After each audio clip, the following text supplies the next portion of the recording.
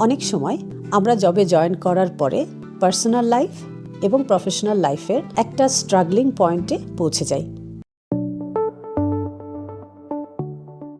চাকরিতে probationary period একটা বড় স্টেজ। এই প্রবেশনারি পিরিয়ডে আমরা যদি সাকসেসফুল না হতে পারি তাহলে বেশিরভাগ সময়ের আউটকামটা হচ্ছে either extended probationary period or unsuccessful employment. তার মানে হচ্ছে এই জবটা তখন আর পার্মানেন্ট হয় না। আমি আজকে এই ভিডিওতে আপনাদের সাথে সেই দিকটি নিয়ে একটু আলাপ করব। অনেক সময় আমরা জবে জয়েন করার পরে পার্সোনাল লাইফ এবং প্রফেশনাল লাইফের একটা স্ট্রাগলিং পয়েন্টে পৌঁছে যাই। যেমন হতে পারে আপনি জয়েন করলেন, আপনার স্পাউস অসুস্থ অথবা আপনার বাচ্চা খুবই অসুস্থ এবং এই প্রবেশনারি পিরিয়ডে আপনাকে হয়তো বেশ কয়েকদিনের ছুটি নিতে হবে এবং এটা কিন্তু একটা গুড সাইন না, যদিও আমরা পার্সোনাল এই ম্যাটারগুলোকে কখনোই অ্যাভয়েড করতে পারি না। আমরা কিভাবে বুঝবো এই ক্ষেত্রে আমাদের কি করা যেতে পারে? সলিউশন হচ্ছে আমরা যখন কোনো একটা সমস্যায় উপনীত হব, এটা যদি প্রফেশনাল সমস্যার বাহিরে হয়, যদি পার্সোনাল সমস্যা থাকে এবং এটা যদি পারিবারিক হয় বা এটা আপনার নিজের ব্যক্তিগত সমস্যা হয় যে আপনি অসুস্থ অথবা আপনি কোনো একটা জায়গায় স্ট্রাগল করছেন অথবা আপনার কোনো একটা হলিডে প্ল্যান আগেই করা ছিল, তাহলে এগুলো আপনাকে আপনার লাইন ম্যানেজারের সাথে ডিরেক্টলি কমিউনিকেট করতে হবে। যদি প্রি প্ল্যান্ড কিছু থাকে যে আপনি একটা হলিডেতে যাবেন এবং জবে জয়েন করার আগেই এটা আপনি বুক করে রেখেছিলেন, তাহলে আপনার এই রিক্রুটমেন্ট এবং অনবোর্ডিংয়ের যে প্রসেসটা, এই প্রসেসেই আপনার ম্যানেজারকে বা আপনার যে কি পার্সন আছে যাদের সাথে আপনি যোগাযোগ করছেন তাদের ইনফর্ম করতে হবে। আর যদি এমন কিছু হয় যেটা আনপ্ল্যান্ড, হঠাৎ করে কোনো অসুস্থতা বা কোনো একটা প্রোগ্রাম যেটা আনঅ্যাভয়েডেবল, তাহলে সেই ক্ষেত্রে আপনাকে যেটা করতে হবে, প্রথমে ওই পার্টিকুলার ডেকে কেন্দ্র করে আপনার কাজের যে প্ল্যান আছে এই প্ল্যানটা নিয়ে বসে এখানে একটু চিন্তা করে দেখেন যে কি কাজ আপনি অ্যাডভান্স করে রাখতে পারবেন।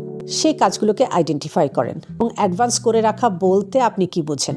এতে যদি আপনাকে কোনো ডকুমেন্ট তৈরি করতে হয় তাহলে ডকুমেন্টেশনের কাজ করা, যদি আপনার কোনো মিটিং করতে হয় সেই মিটিংটাকে অ্যাডভান্স করে নেওয়া সম্ভব কিনা, যদি সম্ভব হয় তাহলে সেই মিটিংটাকে রিঅর্গানাইজ করা। যদি এরকম হয় যে আপনাকে আরও অন্য কোনো টিম মেম্বারদের সাথে কোলাবোরেটলি কোনো একটা কাজ করতে হবে, সেগুলোর প্ল্যানিং করা।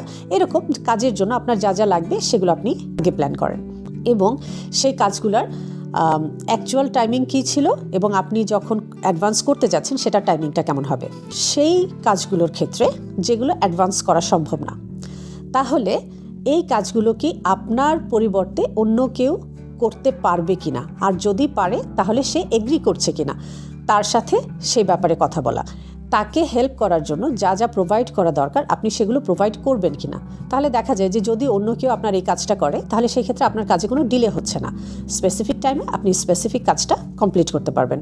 কিন্তু যদি এরকম হয় যে আপনাকেই করতে হবে এবং আপনি ওই পার্টিকুলার ডেতে করতে পারছেন না, তাহলে আপনি এই কাজটার জন্য নতুন টাইমিংটা কি করবেন?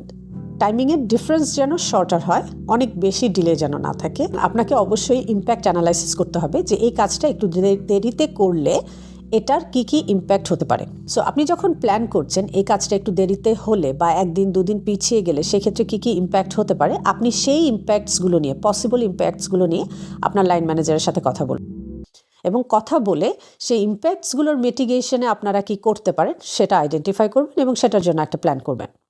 আপনি আপনার প্রফেশনারি পিরিয়ডে যদি কোনো সমস্যা এসে হাজিরও হয়, আপনাকে সেই মাইন্ডসেট রাখতে হবে যে আপনি এই কাজটা ওন করেন, এই কাজের সম্পূর্ণ দায়িত্ব আপনার।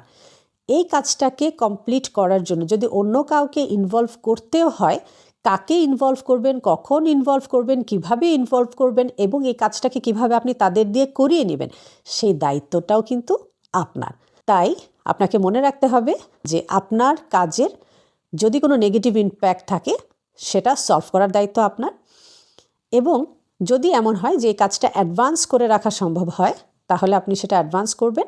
আপনার জন্য এই স্টেজের এই কাজটা সহজ হবে।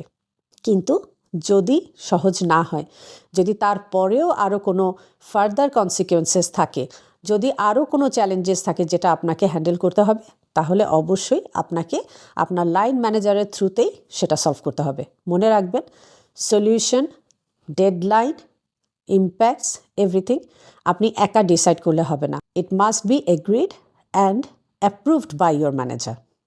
Hope it helps. আপনাদের সাথে আবারও দেখা হবে আমাদের পরবর্তী ভিডিওতে।